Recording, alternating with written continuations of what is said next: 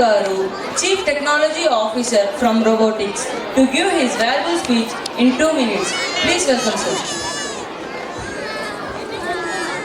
Good evening, everyone, and thank you for giving this opportunity. And I'd like to a great evening for the on the dais and off the dais dignitaries to everyone. So I'm the Chief Technology Officer for the Robotic company. So Raviteja sir, ఈ స్కూల్కి సంబంధించి so technology పరంగా కూడా ఒక step పైకి వెళ్ళాలనుకుంటున్నారు.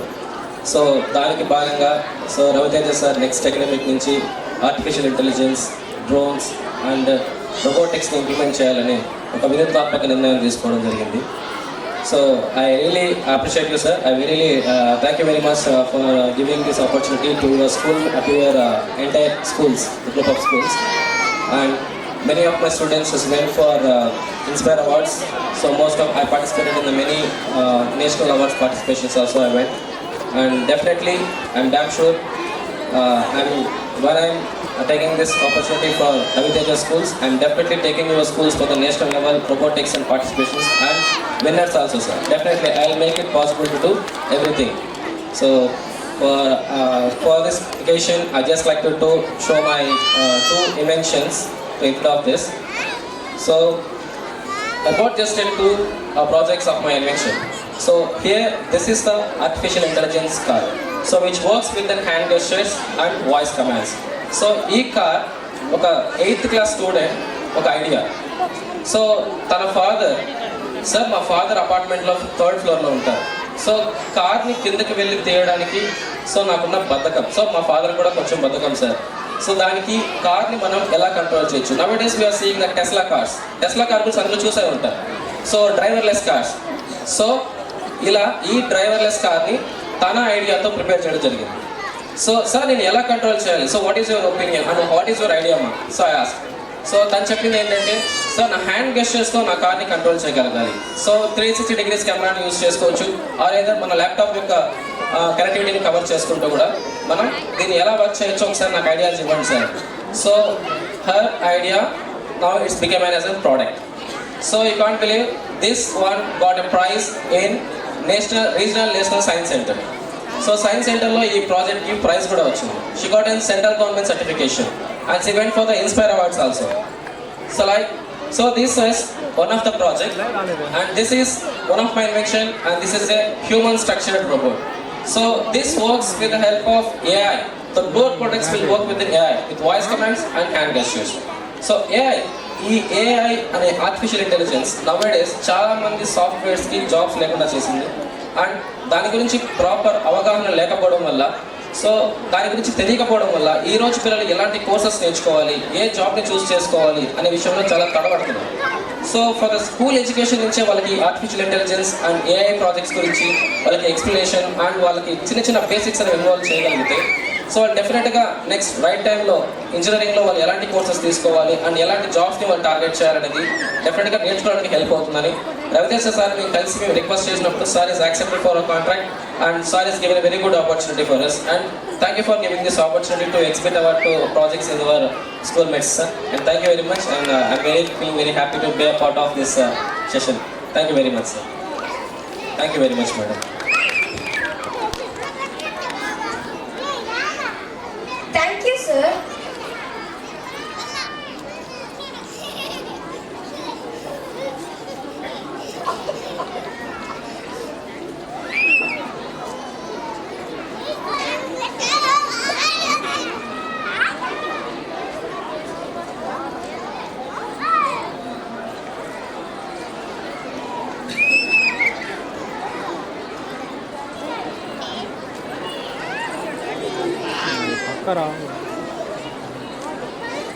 Thank you, sir, for your inspiring words. Now we invite Srimati Sudhana Ma'am Garu, correspondent of Bharati Vidya Niketan. Thank you, ma'am.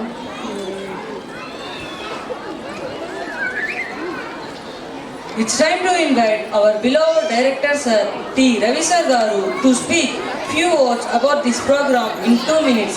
Please welcome, sir.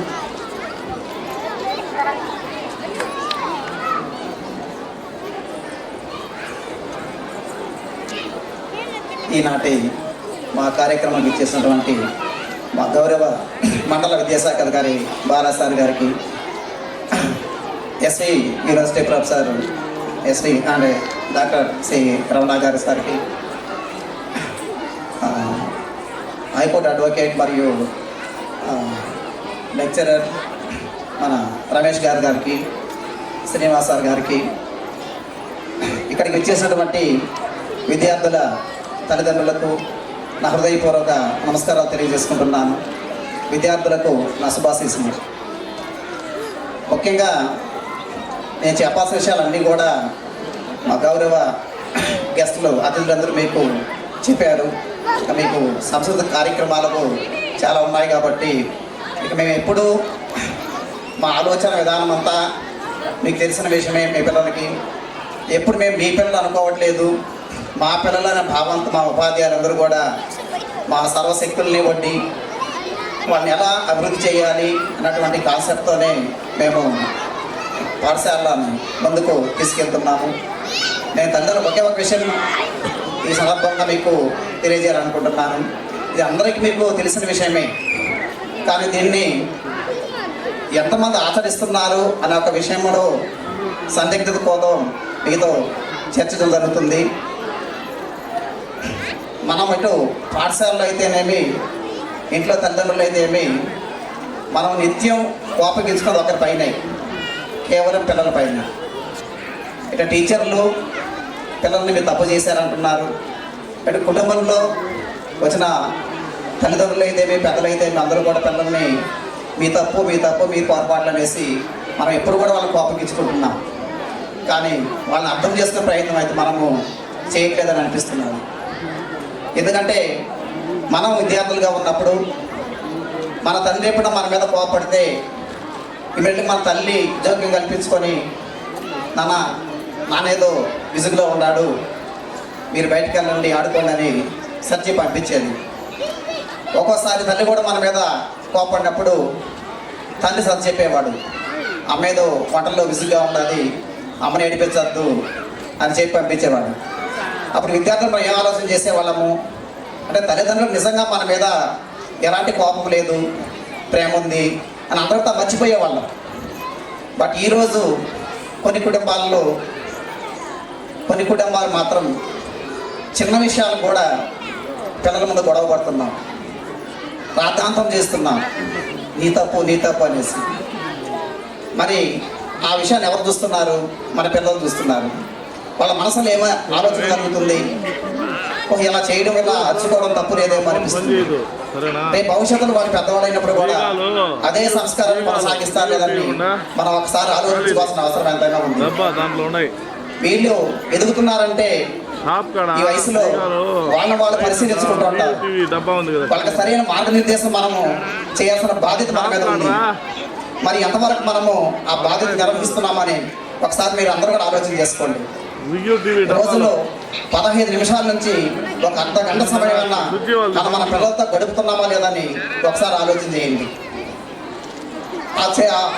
A parents అయితే పిల్లలతో ఒక 15 నిమిషాల నుంచి 30 నిమిషాలు అర్ధ గంట సేపు వాళ్ళతో మనసు మాట్లాడుకోగలిగితే, ఇలా నాన్న మీ స్కూల్లో ఫ్రెండ్స్ ఎలా ఉన్నారు, మీ టీచర్స్ ఎలా ఉన్నారు అని వాళ్ళు ప్రశ్నిస్తూ ఉంటే వాళ్ళు మీకు చెప్పే సమాధానం బట్టి వాళ్ళ మానసిక స్థితి మనకు అర్థమవుతుంది. వాళ్ళు భయపడుతున్నారంటే ఎక్కడ సమస్య ఉందనేసి మనం తెలుసుకోవాల్సిన బాధ్యత ఉంది. పిల్లలకు మనం భరోసా ఇవ్వాలి. నా తల్లిదండ్రులకు చెప్తే ఏ విషయమైనా పరిష్కరించగలుగుతారు, మనకు ధైర్యం ఇవ్వగలుగుతారు అని. కానీ చెప్తే ఎక్కడ తిడతారు, ఎప్పుడు అరుస్తారు అనేసి భయంతో వాళ్ళు ఏ విషయాన్ని కూడా మన ముందుకు తీసుకురావట్లేదు. అలా కొంచెం వయసు వచ్చిన ఆడపిల్లలు అయితే కూడా సరే, వాళ్ళు కొంచెం అంటే గుడ్ టచ్ బ్యాడ్ టచ్ గురించి కూడా తల్లిదండ్రులుగా మనం చెప్పాల్సిన బాధ్యత ఉంది. ఏదైనా అది స్కూల్లో కావచ్చు, బయట కావచ్చు, ఎవరైనా కావచ్చు, వాళ్ళకి ఏదైనా ఇబ్బందికరంగా వాళ్ళు ప్రవర్తించినప్పుడు ఎలా ఎదుర్కోవాలి, వాళ్ళ నుంచి ఎలా తప్పించుకోవాలి, ఆ విషయాన్ని టీచర్స్ కానీ లేదా పెద్దవాళ్ళకి కానీ తెలియజెప్పాలి అన్నటువంటి ఆలోచనని మనం పిల్లల్లో కలిగించగలిగినప్పుడు వాళ్ళు ధైర్యంగా సమాజంలో జీవించగలుగుతారు. చివరగా ఏ వ్యక్తి అయినా మనము సమాజంలోనే బ్రతకాలి, అడవిలో బ్రతకలేము. మరి సమాజం గురించి తెలుసుకోవాలి, సమాజంలో మంచాల గురించి తెలుసుకోవాలి. మరి వీటినన్నీ ఎలా చెప్తాం, ఎవరు చెప్పాలి? స్కూల్లో టీచర్లు అంటే మాకు సిలబస్కే టైం చాలట్లేదు సార్ అంటారు. ఇంక ఇంట్లో తల్లిదండ్రులు అంటే మాకు సంపాదన టైం చాలట్లేదు సార్ అని అంటున్నారు. మరి ఇంకెవరు చెప్పాలి? మీరు ఒకసారి ఆలోచన చేసుకోండి. పొరపాటు ఎవరం చేస్తున్నాం అనేది, పొరపాటు మనం చేస్తున్నాం. బట్ మన విద్యార్థుల చెప్పాను ముందుగానే, మన మీ పిల్లల భవిష్యత్తే మీ కుటుంబ భవిష్యత్తు, మీ కుటుంబ భవిష్యత్తే దేశ భవిష్యత్తు. ఇది మీరు ఆలోచన చేసుకోండి. మన పొరపాట్లు సరి చేసుకోండి. పిల్లలతో సమయం గడపండి. వాళ్ళ ఆలోచన విధానాన్ని వాళ్ళకి ఆలోచనలో ఇప్పుడు కలిగేటువంటి తన గురించి తాను తెలుసుకోవాలనే ఉద్దేశం వాళ్ళకి ఎక్కువగా ఉంటుంది. వాళ్ళ ఆలోచనకు అనుగుణంగా ఏదైనా పొరపాటు చేస్తుంటే మన సరైన మార్గంలో పెట్టవలసిన బాధ్యత తల్లిదండ్రులుగా, ఉపాధ్యాయులుగా మన అందరికైనా ఉందని ఈ సందర్భంగా తెలియజేసుకుంటూ ఈ అవకాశం మీ అందరికీ కూడా ప్రత్యేక ధన్యవాదాలు తెలియజేసుకుంటున్నాను sir. Thank you.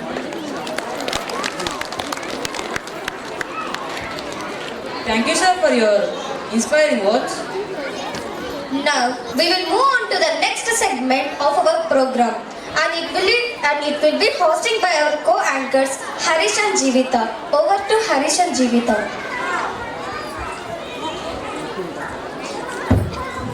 And now the most prestigious title. Champions of the Champions, recognizing extraordinary excellence. To present these awards, I request our dignitaries to present these special awards.